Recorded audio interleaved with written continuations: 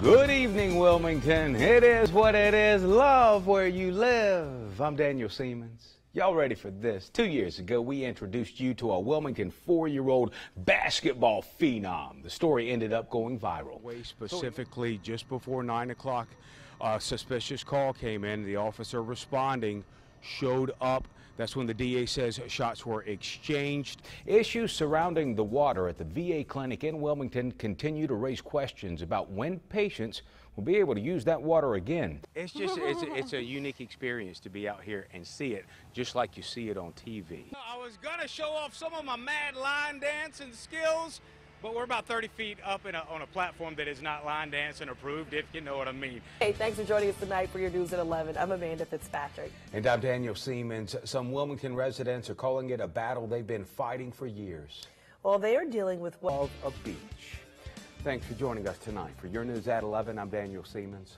The construction causing closures on 3rd Street is in its second week, and it appears it is impacting more than just drivers.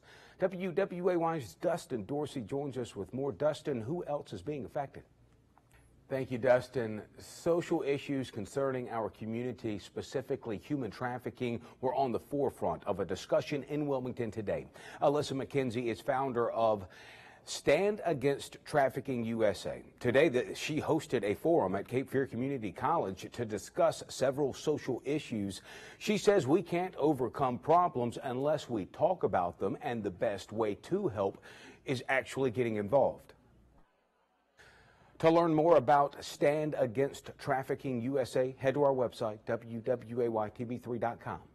Plans for a group home in Wilmington are a no-go. Cami Bellamy at the Star News reports Christian recovery houses hope to open a halfway house for recovering addicts just behind Alderman Elementary School. Neighbors, parents, and school officials opposed that location, but the city board's 4-1 decision against the house came down to city ordinance.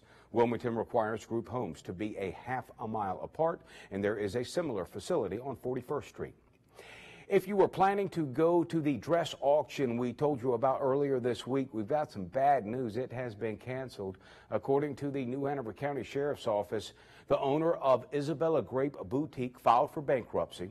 More than 3,000 designer gowns were supposed to be sold tomorrow at Independence Mall after the Sheriff's Office said the owner had a judgment against her totaling more than $100,000. Carolina Beach businesses thrive off of beach visitors, but as far as actually selling it on the beach itself, as it stood, only 2 businesses at a time were permitted to do so. The town recently granted a business a 3rd permit.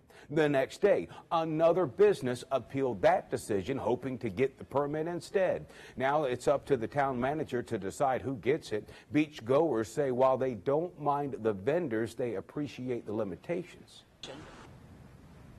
We did learn that Tony Silvani has been granted the beach service permit. Silvani says he plans to be out on the beach every day this summer. UNCW says goodbye to a long-standing professor. After teaching 45 years, Dr. Lou Bettino gave his final film studies lecture today. Over the years, he's been honored with several awards, including the UNC Board of Governors Award for Teaching Excellence. Hundreds of people, including his own daughter, have witnessed his impact on students. A big star is getting a big honor. A look at this Parks and Rec star making his mark on none other than Hollywood Boulevard. Plus, why did the seagull cross the road? No, it's not the beginning of a bad joke, but at least this guy used the crosswalk. 71 might be a little optimistic, as we saw on that one model, and then we slowly start to climb out of this as the system pulls away, we start to brighten up and warm up. Yeah, so summer on Saturday, spring on Monday. There you go, and then back to summer. And then back to summer. Scott, thank you, sir. Day, and then it looks like more widespread rain Sunday night into Monday. With temperatures cooling off, we may actually stay in the 60s. Some models are indicating that on Monday, and then as that system pulls away from the coast, we gradually improve on Tuesday. And then Wednesday, Thursday, and Friday, it's back to summertime. Summer, summer, summertime. All right, Scott, thank you, sir. Eyes to the skies, y'all. This year's second major meteor shower, the Lyrids, will radiate through the summer triangle. It peaks tomorrow in the morning hours. Observers can see 18 meteors per hour, give or take, before dawn from a dark sky location. Since the moon will be nearly in its new moon phase, expect excellent moonless viewing conditions this year. The actual new moon is on April 26th. So there you go. Scott, do you know why seagulls are called seagulls? Why is that? Because if they flew over the bay, they'd be called bagels. See, I knew he was out of here when we told the joke. What a way to end a week, right? Guys, have a wonderful weekend. Be safe. Get out there, enjoy the sun, and we will see you back here on Monday. Good night. Hey guys, you know the Cape Fear is known for being home to all kinds of boats, recreational boats, boats on a mission, and in Carolina Beach, woo, one heck of a mission. These islands are so remote. A lot of times they don't even know we're coming. So when we get there, we have to meet with the chief. It's very formal. Wow, okay. You have to meet with the chief, and you have this formal meeting. Okay. And after the meeting, you are then welcome to the island, and everything that's on the island is yours, and everything that's yours is theirs. The Marquesas, right here. Rick and Terry Jo Rogie have spent much of their lives at sea. And there's no contrails, there's no a people. Thousands and thousands of miles of mission. About 3 years ago, we decided this was what we were going to do after doing a mission trip with our church. Really? Yeah, the church told us that it would change our lives, and we were kind of like, oh yeah. And we went, poof, lives were changed. They are part of Sea Mercy, a nonprofit organization that brings health care to remote islands of the South Pacific. The duo is also working with another nonprofit called International Rescue Group. They are preparing to sail supplies to hurricane-devastated Haiti on their massive catamaran currently docked at Carolina Beach.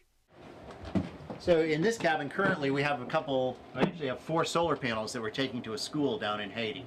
And we're looking for a lot more stuff to help the Haitians out. They leave first of the year. When they come back is still up in the air, or rather, in the water. The real reason we're doing this is because of God.